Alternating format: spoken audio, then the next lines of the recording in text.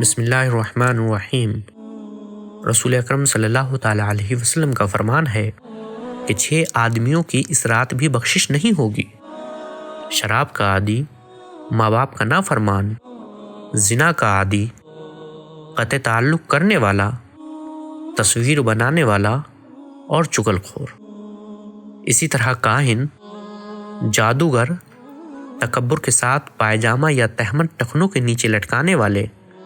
اور کسی مسلمان سے بلا اجازت شرعی بغض و کینہ رکھنے والے، یہ لوگ بھی اس رات مغفرت کی سعادت سے محروم رہیں گے۔ لہٰذا تمام مسلمانوں کو چاہیے کہ ان گناہوں میں سے اگر معاذ اللہ کسی گناہ میں ملوث ہوں تو وہ بالخصوص اس گناہ سے اور بالعموم ہر گناہ سے شب برات کے آنے سے پہلے بلکہ آج اور ابھی سچی توبہ کر لیں، اور اگر بندوں کی حق تلفیاں کی ہیں، توبہ کے ساتھ ساتھ ان کی معافی تلافی کی بھی ترغیب فرما لیں۔